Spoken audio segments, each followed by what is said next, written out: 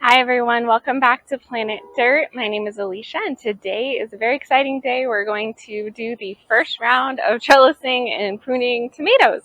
So we're going to start outside, but then we're going to go into the greenhouse. Outside, I really just want to make sure that the tomatoes can reach the trellis.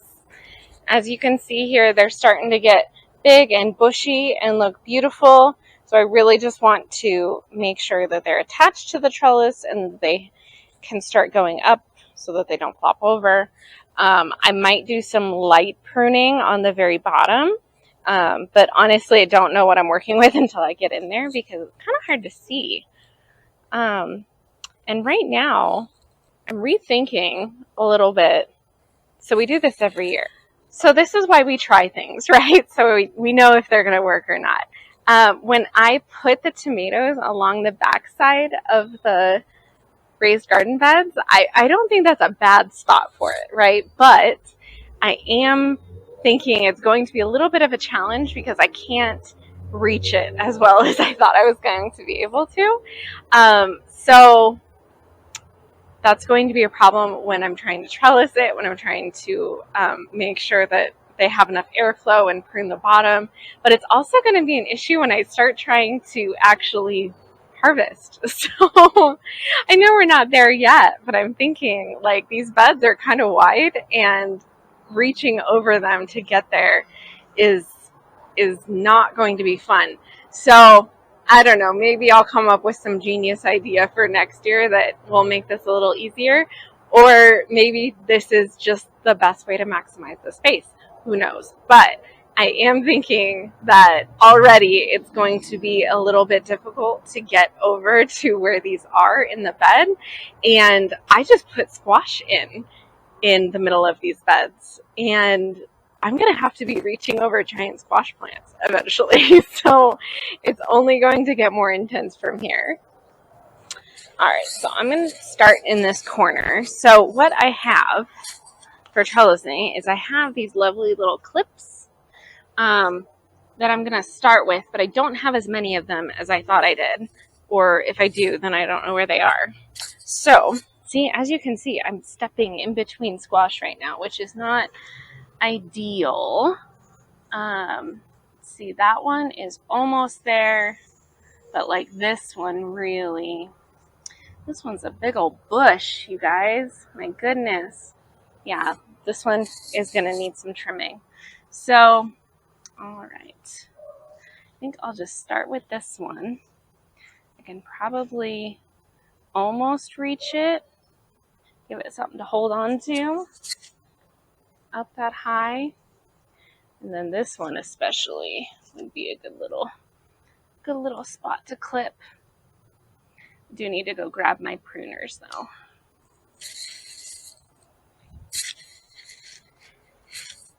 All right, got my trusty shears. And all of the tomatoes in these beds are all indeterminate, and I'm looking for a tag to figure out which one this is. Oh yeah, these are cherries. So, two of these are black cherries, and then the other ones are just your standard variety red cherries, which makes sense why it's a big old mess already. So cherries grow like an insane amount, and maybe I can get in here and prune off some of the big guys. But you know what's cool is I could literally take this and plant it and make another cherry tomato plant, which I just might do because that's a big old nice little brush, and there is a lot of time left in this growing season, so I might do that. All right, so these ones are a little bit crazy, and I can probably start to trellis them, but they don't. A lot of energy was being put on these into growing side shoots. Oh my gosh, there's little tiny tomatoes already on them, you guys. Oh, let me grab the camera.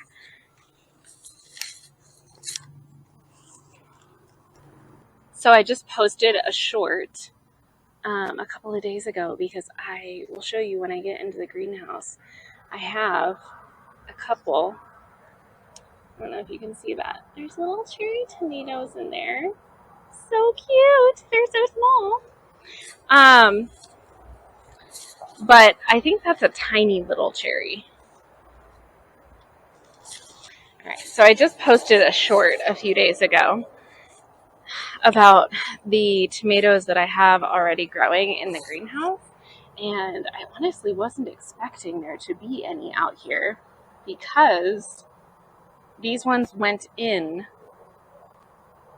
3-4 weeks later than the ones that are in the greenhouse. Like these just got planted out a couple weeks ago. So I wasn't expecting there to be anything on them yet, but these are cherries in this first bed. So that does help speed things up a little bit because you're just growing a little tiny tomato. You're not planning on, it's not like I'm growing big slicers over here. All right. But I am going to get in here and do some pruning. All right, so all of the little tiny stuff in here, I'm going to get rid of. Anything that's insanely close to the ground, I'm going to get rid of. And these two that I just pruned off, they actually look really good, so I might propagate these two. These two that I just pulled off. And those are just cherries. What am I talking about? Why am I going to propagate more? I don't have room for tomatoes, you guys. I don't have room for any more tomatoes. And then I'm also going to weed some while I'm back here. I can see some vine. This lovely vining thing is all over my yard. Doesn't matter how many times I pull it out, it will just keep popping up.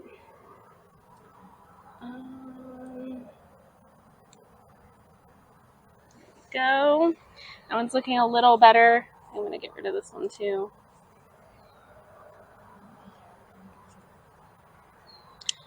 All right. So that one's all done. Let's take a look at this bad boy right here.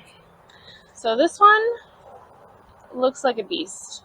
Absolutely looks like a beast because it is. It's a cherry.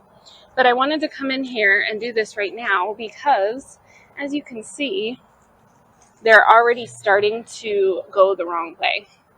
Quote unquote wrong way. They don't know what way they want to go. They just want to go the way that has the most sun. And right now that's this way. So they're trying to grow away from the trellis instead of towards it, which is not what I want.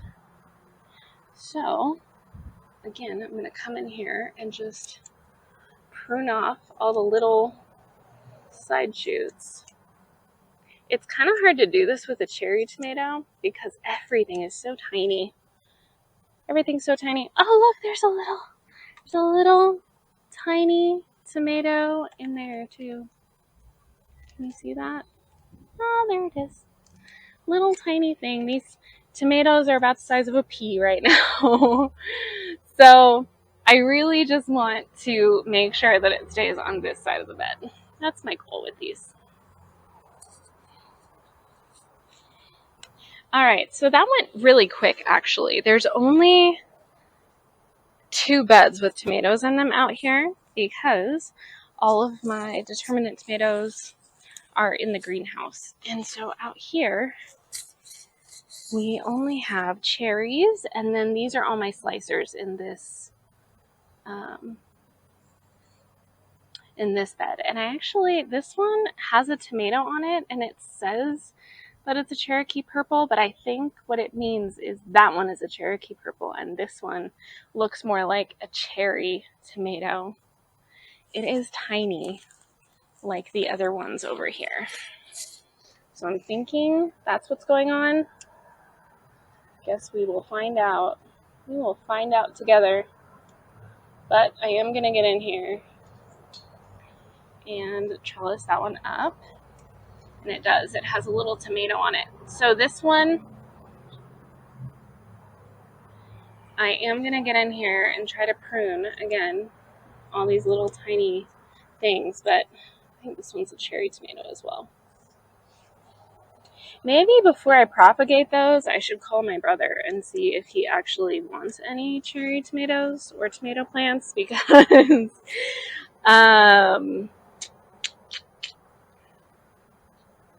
don't know that I need more cherries if this one is a cherry as well.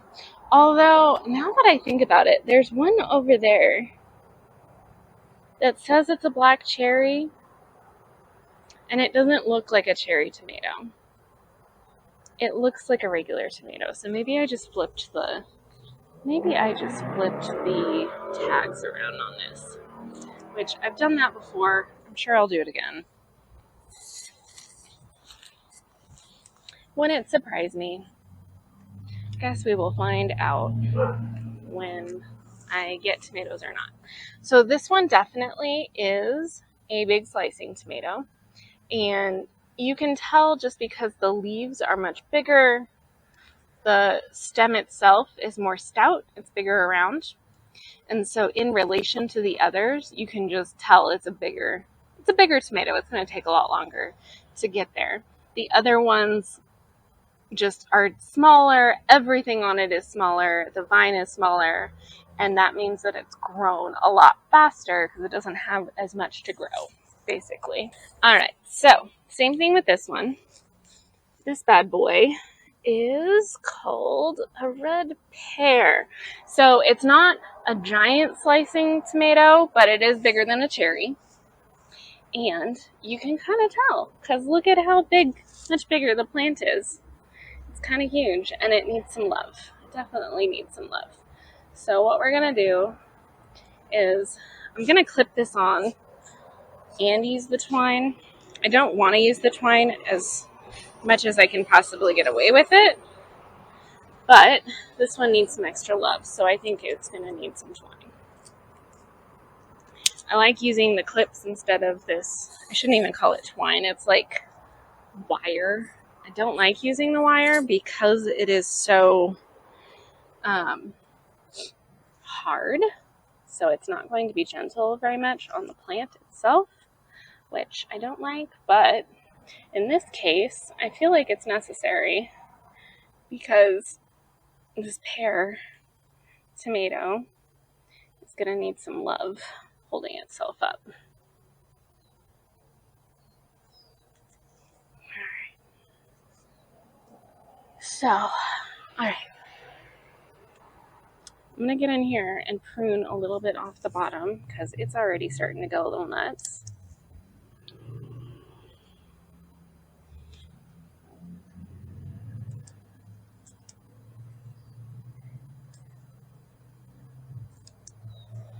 And who knows how many extra little tomato plants I'm going to get off of these by doing this right now.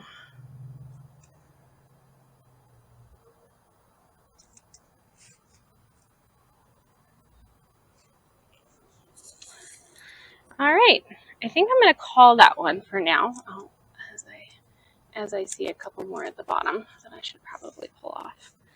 Okay, I think that one's good. So it has a couple of main stems, but nothing that's going to like overwhelm it a lot.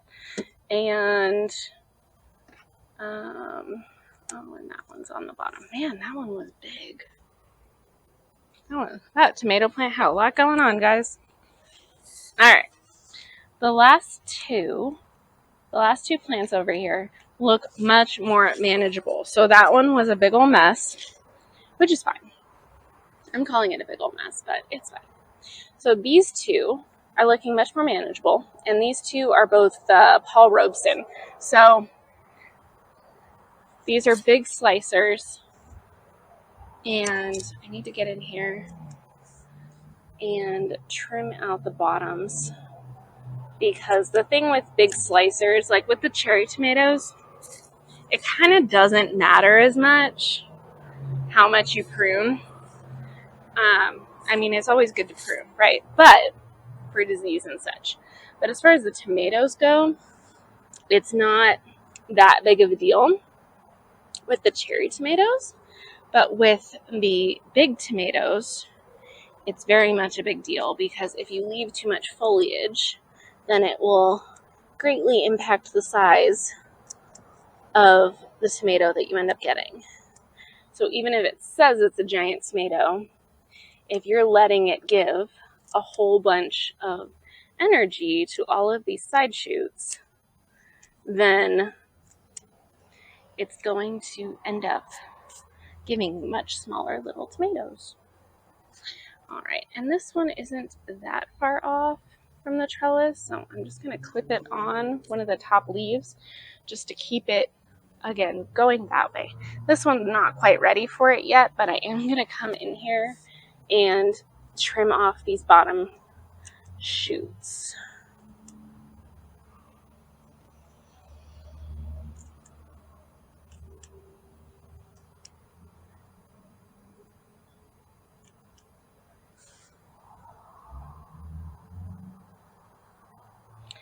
All right, and a lot of these I am just going to leave if I'm not propagating it, I'm just going to leave the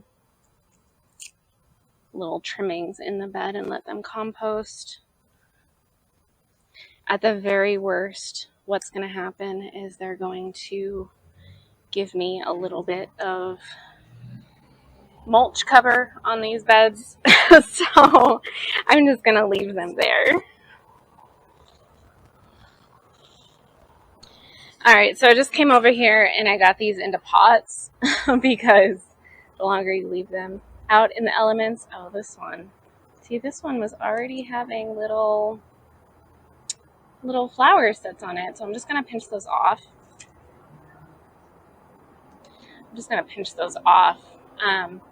So that all of the energy goes into making roots for these. You can propagate these in water first, but tomato plants grow roots pretty readily, so as long as there's moist soil contact, then they should do fine. Alrighty, so we took care of those, and this is the reason.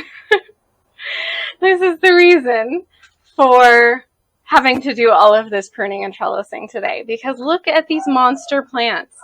So I just Googled whether or not you can prune ground cherries, because I don't grow them often. I don't even really like the taste of them that much. My kids like them, so they'll get eaten. But, yeah, I'm not a ground cherry expert, and this was the top comment on Reddit, so I think I'll be fine if I butcher it.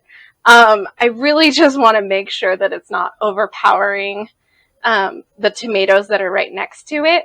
I did already transplant. There was a habanada plant right in there. I transplanted it out because it was just getting shaded out and stunted. And it died. So I'm sad about that. But fun update I just saw when I came in here. Check this out. That, my friends, is my first flower on a pepper plant. And that's a habanero plant. Is that a habanero? No, that's the Hungarian wax.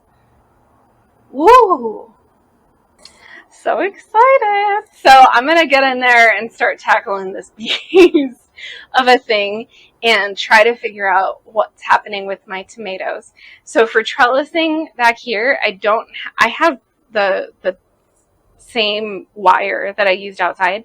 But what I have for inside the greenhouse are these stakes, and I really like using them. I really like using these for inside the greenhouse because they're not great for like super tall stuff, but they're just sturdy enough that you can configure them wherever you want. They're kind of like a version of the tomato cage, but you build your own. And in the greenhouse, things, honestly, if they get too big for that, then they shouldn't be in the greenhouse anyway, which I've done before. But they work really great for my peppers, and I'm hoping that they're going to work really great for the tomatoes and ground cherries that I have in here as well. Look at this jungle, y'all. All right, I'm trying to get you a good view of what I got going on in here, because it's honestly just a giant mess. And I probably should have done this a couple weeks ago, but here we are. Look at all those ground cherries. There's already a bunch in there, y'all. Oh, that's going to make it hard to prune if I have a bunch in there. But you know what? I'm going to need to do the brutal thing and just do it because I'm not going to be able to walk in the walkway if I don't. So, and according to Reddit, this plant will be fine. All right, I'm going to do it. I'm just going in.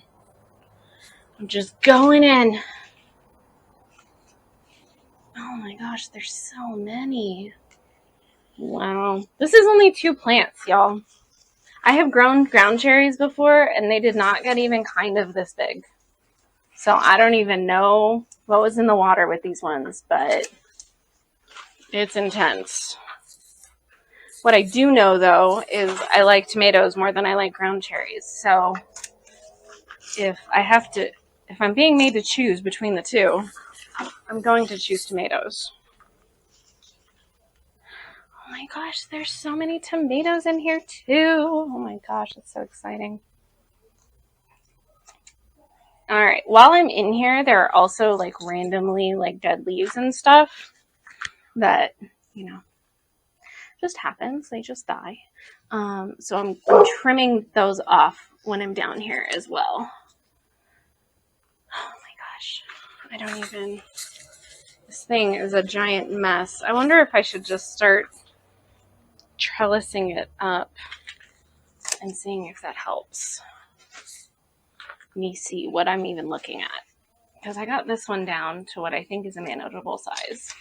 But now there's one behind it, and I'm like, and I can see like tomatoes like vining into it. See, this is what I didn't want to happen though. I don't want the ground cherries to overtake the tomatoes. That's really what I'm afraid of happening. All right. I don't even.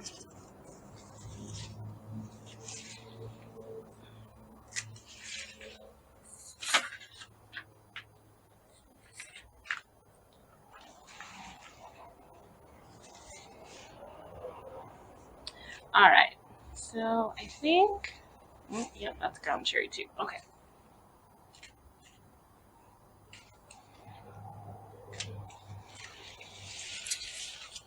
All right. So I think I got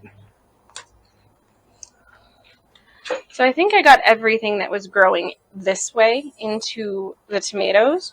But that was holding up the tomatoes. So I'm going to get in there and start trellising up the back first so that I can actually see what's going on, and then I'll work my way forward.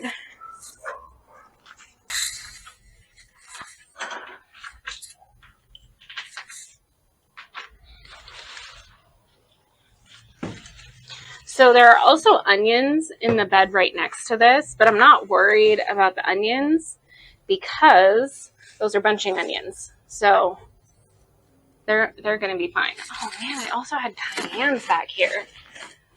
Oh my goodness. Well, that'll serve me right. Should have known. Honestly, I've grown ground cherries before, and they didn't even kind of get this big. So, I don't know. I guess you live and you learn about soil quality and how much that affects how big things get and how quickly. So there is also a random, I interplant, there's a random bug in there. I interplant basil in between all of my tomato plants, and there's a basil plant in here that's like very viney. I'm going to go in and harvest it. I've already harvested a bunch of basil, and I put it in a bag with my garlic scapes, and my plan is to make some herb salt with garlic scapes and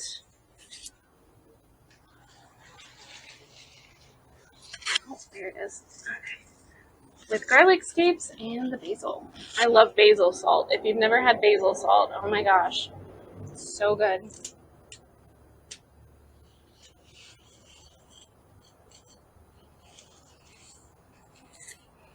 Okay. All right. I think that's where the line is going to be. And, oh, look, another ground cherry. Okay.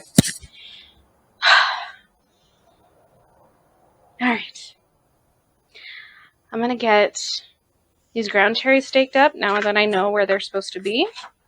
And then dig in there and start pruning some tomatoes so that hopefully I can see what's even going on. They're just really starting to fall over at this point. Like I said, I probably should have done this a couple weeks ago, but I don't know. It is what it is. Sometimes you have time to keep up with everything, and sometimes you just don't. All right, look at this big old monster, guys.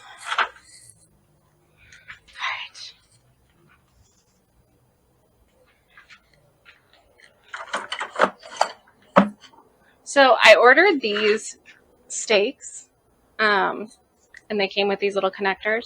I ordered these like several years ago now, like probably 3 years ago. And while they aren't great for indeterminate tomatoes, like they are advertised, they are really great for smaller things that don't get quite as crazy.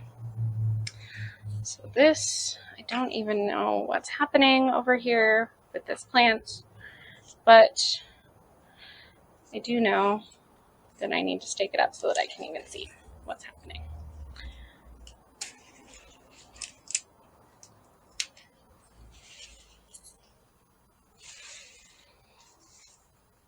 So this is why you prune tomatoes, folks, right here, because it's got so many.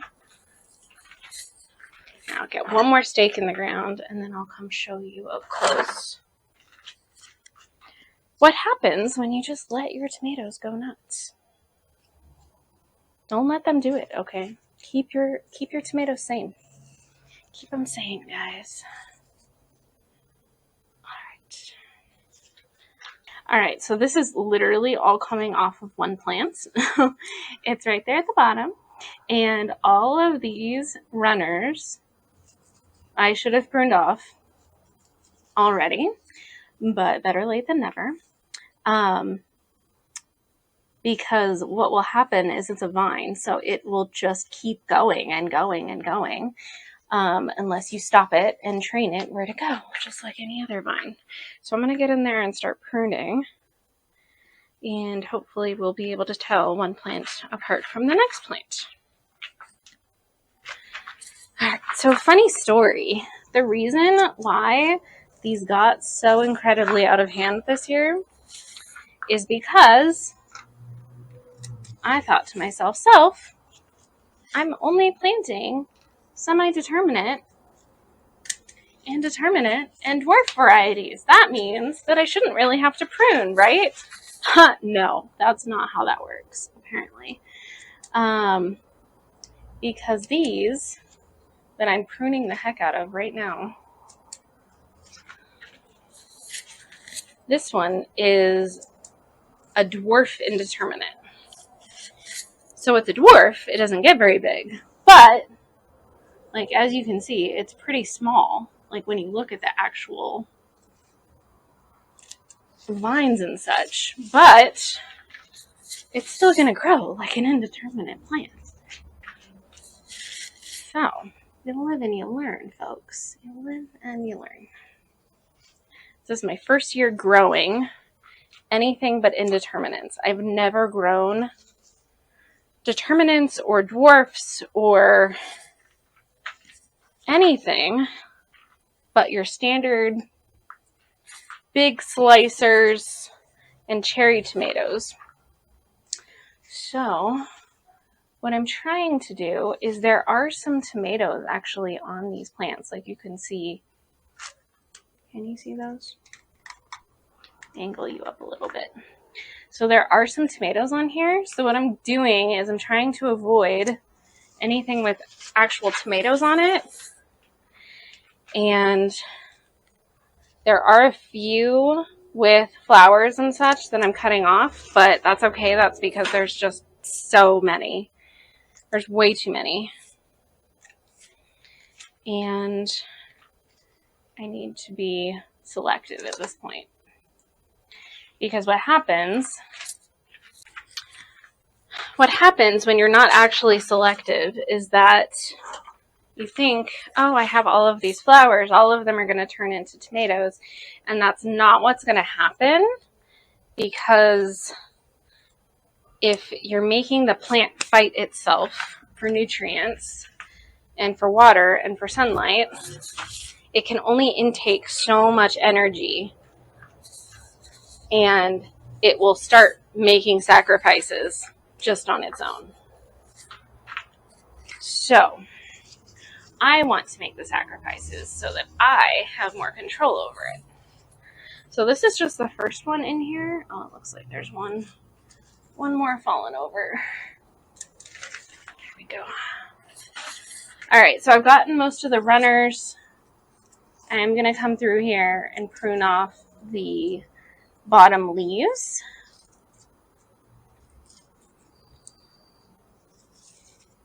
So that we're going to help delay disease a little bit. Notice I said delay, not prevent, because it's really, really difficult to prevent it altogether. I live in a very, very dry climate, and even we get fungal disease. And so if you're trying to avoid it altogether, I just caution you against setting unfair expectations. So that one looks good, but I think I have another one right behind it. It's really hard to tell. So we're going to dig in and see what we can find. All right. Look at that big old jungle, y'all. Can't even see what's going on. This is another reason.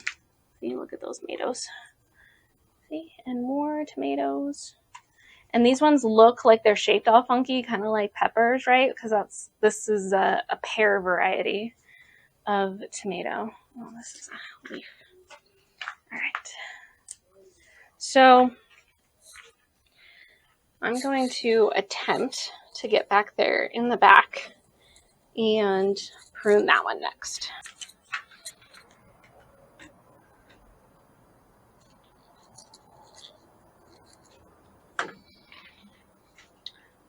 All right, the ones back here are obviously way taller than they need to be right now, but I wanted to at least get them in there because by the time the plants are big enough to need that, it's going to be kind of difficult for me to get back there. So I'd rather do it now.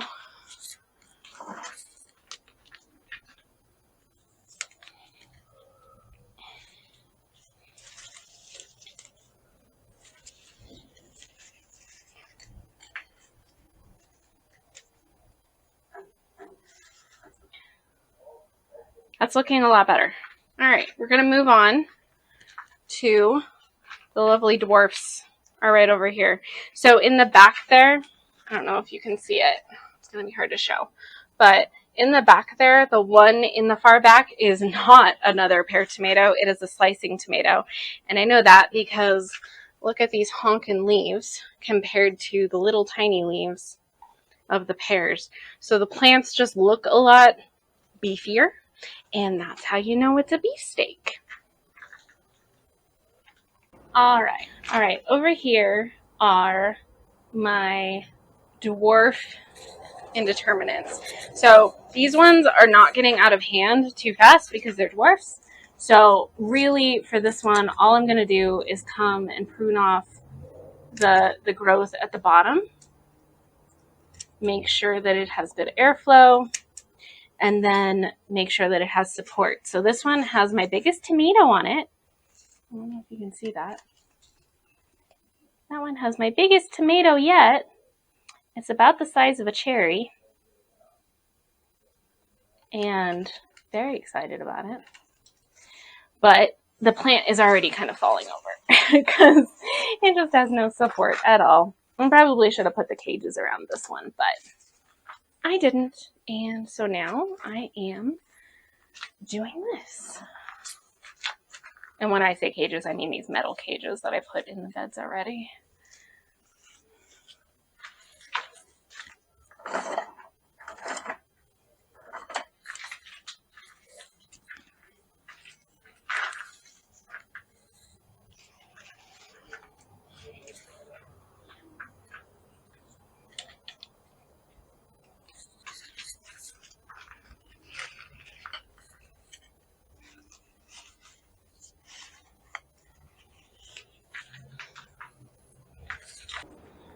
looking pretty good.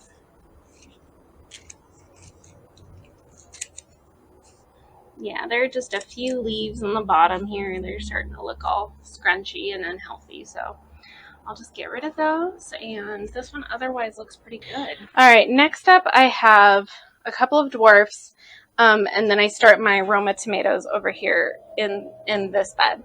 So the Romas I don't need to do too much to, but I do want to give them a little bit of support. And then the ones over here, I'm going to do the same pruning, and maybe not as aggressively as I did with that first indeterminate tomato, but enough that I can see what's going on. Look at these basil plants, guys. I'm gonna harvest these. Go put them inside with my stash. So if you top your basil plants like you would a pepper plant, they will bush out, and they will create little stout plants, and that is what we want. We want more basil. All right, I'm just making a little pile over there. And oh crap, big one.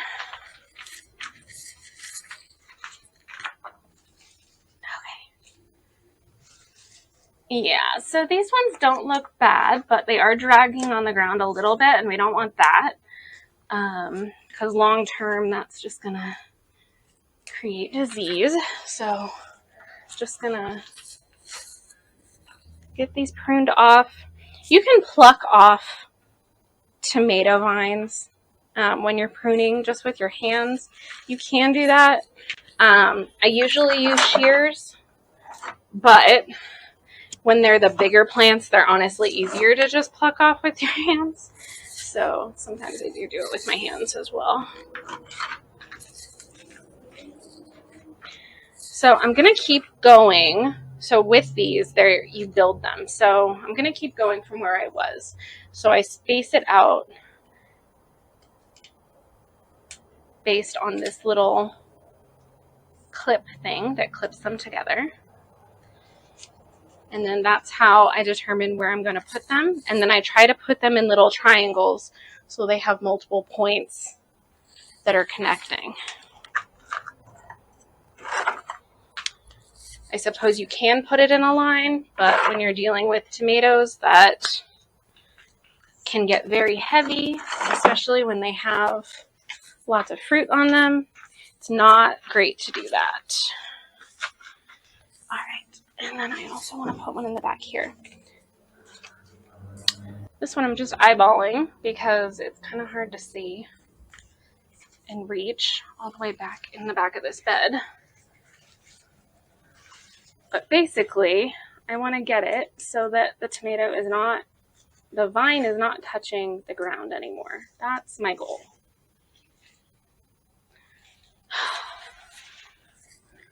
So I'm going to lift up as much as I can here, and then I'll go back, and once everything's lifted up a little bit, I can prune. Alrighty, y'all. Here we are. Here's the after. That took me probably half an hour, which doesn't sound like a lot. Actually, it's not too bad, but it feels like more because it's brutally hot in the greenhouse right now. I think it's still like 75 outside, and it's about 95 inside the greenhouse. So pretty toasty. I need to get the fans going and make it a little more bearable for these tomato plants in here. But they look a lot less crazy. And I can see all of the beautiful tomatoes in there, which is really the point. All right, y'all. Thanks so much for coming along with me today. I'm going to go get some water, cool down a little bit, and then come out here and finish cleaning up. But we made a lot of progress today. I'm super happy with how far we got, and I hope I see you next time. Bye.